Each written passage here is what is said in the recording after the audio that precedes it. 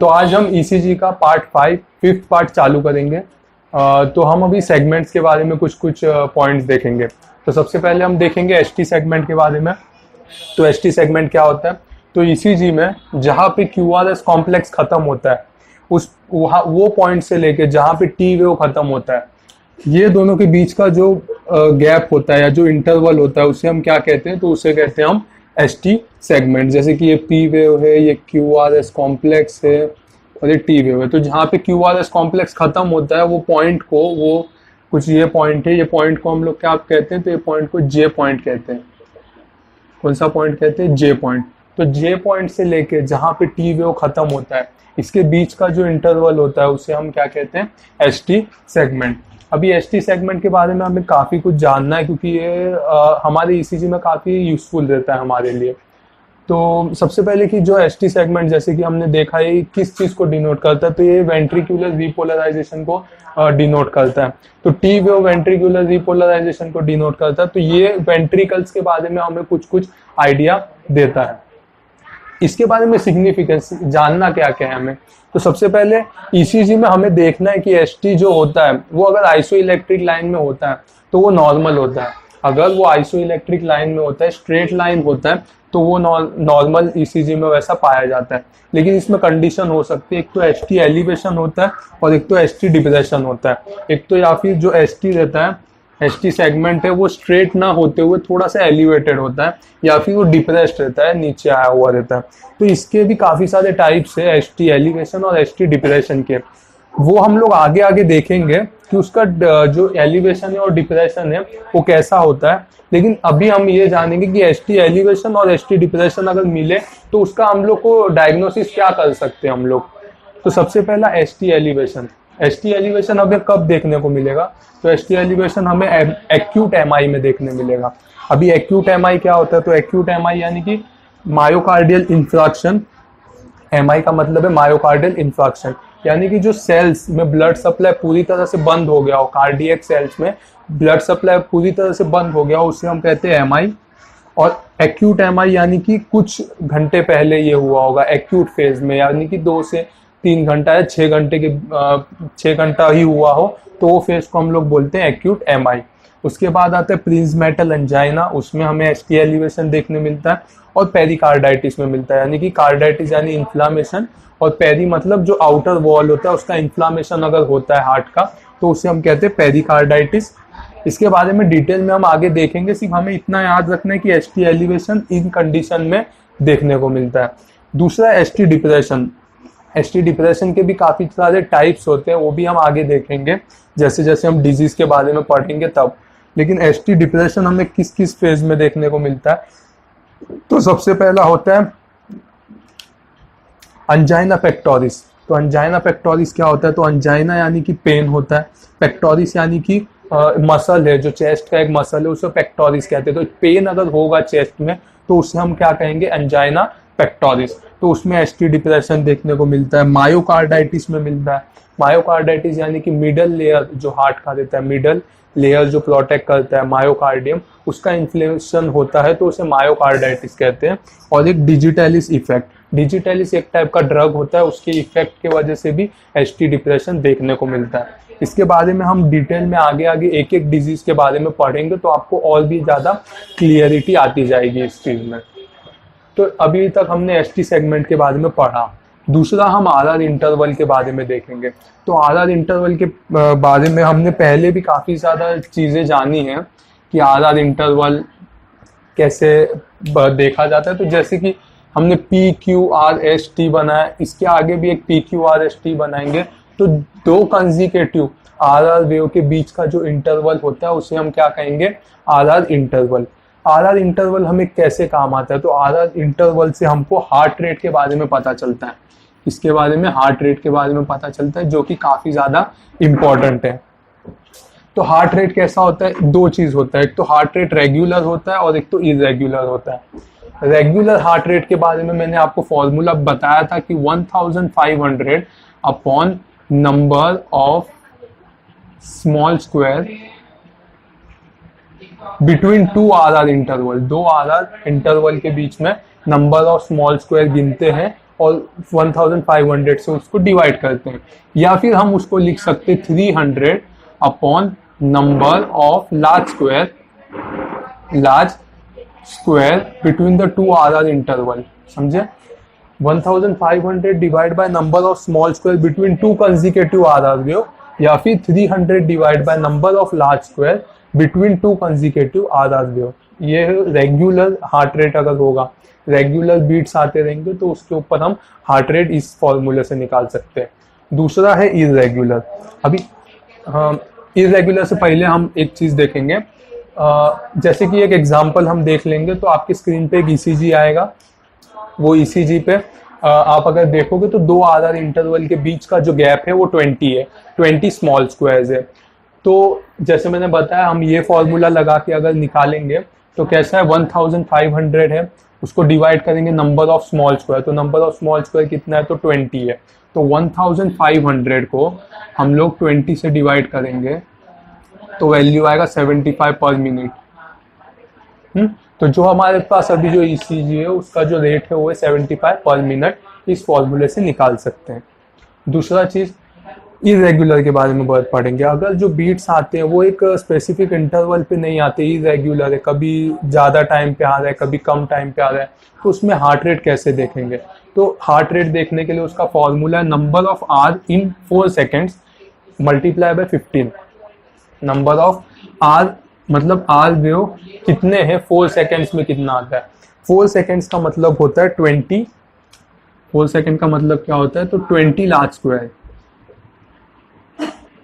20 large square होते हैं। तो 20 लार्ज स्क्वायर में कितने बार आर वेव आया है वो उसको मल्टीप्लाई करेंगे 15 से। तो आपके पास एक एग्जांपल से हम समझेंगे, तो आपकी स्क्रीन पे एक ईसीजी दिखाया जाएगा, वो ईसीजी पे आप देखिए कि कितना इंटरवल है। तो जैसे उसमें आर इंटरवल जो है, मतलब 4 सेकेंड्स में जो आर वेव है वो कितना है, तो 4 सेकेंड्स में उसमें वेव्स आते हैं 6 वेव्स आते हैं। तो उससे अगर हम 15 से मल्टीप्लाई करेंगे तो 15 इंटू 6 कितना आएगा, 6 इंटू 15 तो आएगा 90 पर मिनट्स। तो 90 पर मिनट्स आपका हार्ट रेट आएगा, लेकिन वो क्या होगा, वो इरेगुलर होगा। उससे हम स्पेसिफाई करना पड़ेगा कि जो रेट है वो इरेगुलर है, कभी 90, 95, 100 आगे पीछे हो सकता है, लेकिन एक आइडिया के लिए हमें पता चलता है कि ऑलमोस्ट ये रेंज में है। तो ये इस तरह से हम लोग फाइंड कर सकते हैं इरेगुलर, और इसके थ्रू फाइंड कर सकते हैं रेगुलर। तो ये दो फॉर्मूला काफ़ी ज़्यादा इंपॉर्टेंट है। तो आई होप आर इंटरवल तक सबको क्लियर हो गया होगा। अभी हम पी आर इंटरवल के बारे में देखेंगे। तो पी आर इंटरवल कहाँ से कहाँ तक रहता है, तो पी वेव के स्टार्टिंग से लेके, यहाँ पी वेव के स्टार्टिंग से लेके क्यू आर एस कॉम्प्लेक्स के स्टार्ट होने तक का जो गैप होता है, जो डिस्टेंस होता है, उसे क्या कहेंगे हम, पी आर इंटरवल। उसे क्या कहेंगे हम, P R interval. P R interval का एक चीज़ जानना चाहिए कि जैसे जैसे अगर पी आर इंटरवल ब्रॉड होता है वैसे वैसे हार्ट रेट डिक्रीज होते जाता है। क्या होता है, पी आर इंटरवल जैसे जैसे ब्रॉड होता है हार्ट रेट उतना डिक्रीज होते जाता है। हमने पढ़ा था कि पी वेव है वो किस लिए का क्या देता है, तो वो देता है atrial depolarisation. Q R S complex जो देता है वो होता है वेंट्रिकुलर डीपोलराइजेशन, और टी वेव होता है वेंट्रिकुलर रीपोलराइजेशन। तो पी वेव यानी कि एट्रियम का डीपोलराइजेशन, कॉन्ट्रैक्शन हो गया है, और वो जो इम्पल्स है वो वेंट्रिकल्स तक आने का टाइम जो होता है, वहां तक का जो पीरियड होता है उससे हम क्या कहेंगे, पी आर इंटरवल। क्या कहेंगे, पी आर इंटरवल। यानी कि ऐसे नोड से इम्पल्सिस ए बी नोड तक लाने जितना टाइम जो होता है वो पी आर इंटरवल बोलते हैं। तो जितना पी आर इंटरवल बड़ा होगा उतना हार्ट रेट कम हो जाएगा, और जितना पी आर इंटरवल कम रहेगा उतना हार्ट रेट ज्यादा रहेगा, वाइस वर्सा। अभी कोई कोई कंडीशन में ये पी आर इंटरवल कम या ज्यादा हो जाते हैं। तो सबसे पहला इंक्रीज किस में होता है, तो इंक्रीज सबसे पहला होता है फर्स्ट डिग्री हार्ट ब्लॉक। कौन सा, फर्स्ट डिग्री हार्ट ब्लॉक होता है। हार्ट ब्लॉक जो फर्स्ट डिग्री होता है, वैसे 3 हार्ट ब्लॉक होता है, हम आगे देखेंगे, first degree, second degree, third degree. Second degree में भी 2 टाइप होते हैं, मॉबिट्स टाइप 1 और मॉबिट्स टाइप 2। तो जो फर्स्ट डिग्री हार्ट ब्लॉक होता है उसके अंदर जो पी आर इंटरवल होता है वो ब्रॉड रहता है, वो काफी ब्रॉड रहता है। दूसरा डिजिटलिस थेरेपी।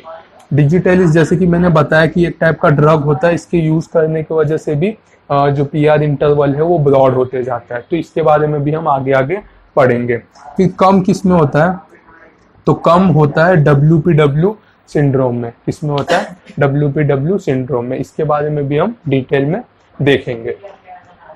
फिर इसके बाद QRS इंटरवल के बारे में पढ़ते हैं। तो QRS जो इंटरवल है, जैसे कि QRS वेव मैंने बताया कि P वेव हो गया, QRS T ये वेव है। तो ये जो QRS वेव है, QRS वेव जो है, QRS जो वेव है, QRS इंटरवल बोलेंगे QRS को। तो वो नॉर्मल कितना होता है? तो नॉर्मल होता है 0.10 सेकेंड्स, यानी कि ऑलमोस्ट 2.5 स्मॉल स्क्वायर की जितना उसका नॉर्मल रेंज होता है। अगर QRS कॉम्प्लेक्स 0.10 से ज़्यादा है लेकिन 0.12 से कम है, यानी कि 2.5 स्क्वायर से ज़्यादा हो गया, 2.5 स्मॉल स्क्वायर से ज़्यादा है लेकिन 3 स्मॉल स्क्वायर से कम है, तो उसे हम क्या कहेंगे? Incomplete block. उसे हम क्या कहेंगे? इनकम्प्लीट ब्लॉक कहेंगे। और अगर वो 0.12 से ज़्यादा है तो उसे हम क्या कहेंगे? Complete block. तो कंप्लीट बंडल ब्रांच ब्लॉक कहेंगे उसे। वो भी दो टाइप के होते हैं, एक तो लेफ्ट साइडेड होता है, एक तो राइट साइडेड होता है। तो उसके बारे में भी हम ब्लॉक में पढ़ेंगे कि बंडल ब्रांच ब्लॉक में देखेंगे कि लेफ्ट और राइट साइडेड बंडल ब्रांच के बारे में। तो उस वक्त हम पढ़ेंगे। सिर्फ हमें इतना याद रखना है कि अगर 3 स्मॉल स्क्वायर से एक्सीड करता है QRS कॉम्प्लेक्स तो वो कंप्लीट ब्लॉक कहलाता है। इसके बाद हम कुछ चीज़ देखेंगे जिसे हम कहते हैं VAT, वेंट्रिकुलर एक्टिवेशन टाइम। तो वेंट्रिकुलर एक्टिवेशन टाइम के बारे में हम पढ़ेंगे।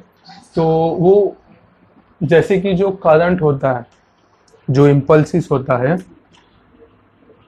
वेंट्रिकल्स में, तो जैसे हमने पढ़ा था कि जो अगर समझो हम देखेंगे कि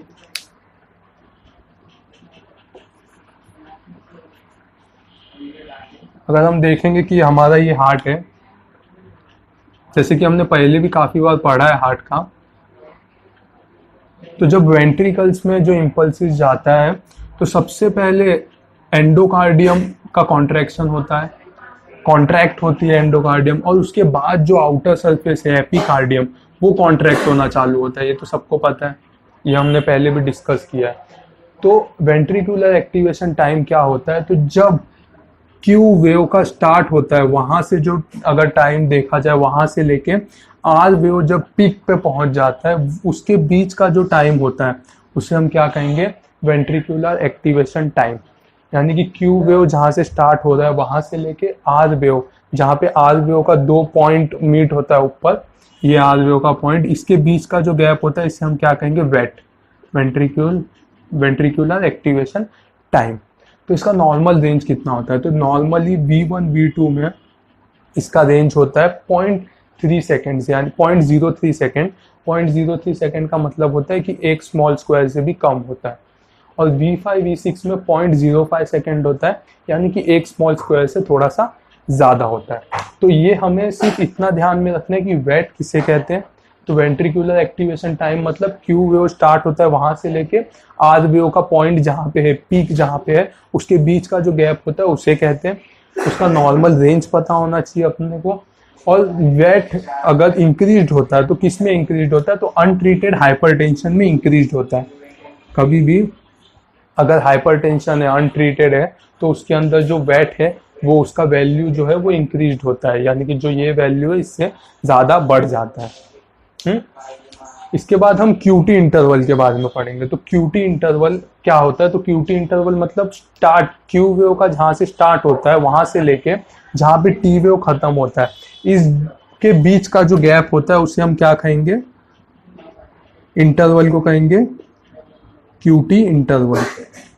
तो जैसे कि हमें पता है QRS कॉम्प्लेक्स डिनोट करता है वेंट्रिकुलर डीपोलराइजेशन को, जो T वेव है वो रिप्रेजेंट करता है वेंट्रिकुलर रीपोलराइजेशन। तो जो भी वेंट्रिकल्स का रीपोलराइजेशन और डीपोलराइजेशन है पूरे वेंट्रिकल्स के बारे में हमें QT इंटरवल से पता चल जाता है। इसके बीच का जो गैप रहता है वो कितना होता है? तो 0.35 से लेके 0.04 सेकेंड्स तक रहते हैं। कितना होता है? 0.35 से लेके 0.04 सेकेंड्स तक रहते हैं। अभी ये इसमें भी काफ़ी सारे चीज़ें आती है, जैसे हमें देखना है कि इंक्रीज और डिक्रीज किस में होता है, इसका जो वैल्यू होता है वो इंक्रीज और डिक्रीज कब होता है।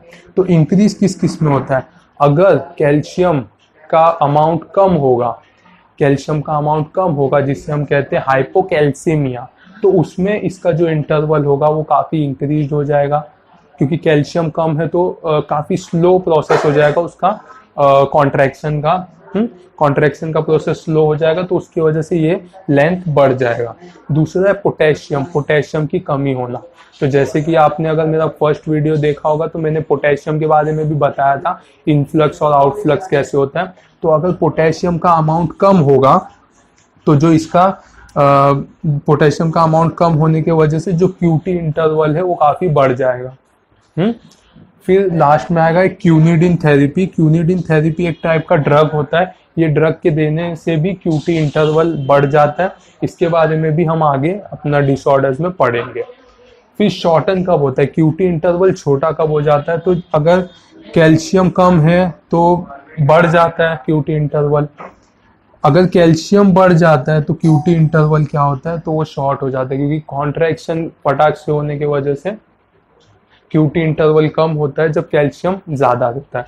और इसके साथ साथ डिजिटलिस थेरेपी, डिजिटलिस थेरेपी में भी क्यूटी इंटरवल होता है वो कम हो जाता है। तो हमें काफ़ी सारा चीज़ देखना है, आगे आगे हम डिजीज़ में देखेंगे कि डिजिटलिस थेरेपी का क्या इफेक्ट है, क्विनिडिन थेरेपी का क्या इफेक्ट है। उस तरह से जितने, सिर्फ हमें अभी इतना याद रखना है कि सेगमेंट्स के बारे में, इसके अगले लेक्चर से हम डिसऑर्डर्स के बारे में चालू करेंगे पढ़ने को, तो आपको और भी अच्छा क्लियर आइडिया आएगा सब चीज़ के बारे में।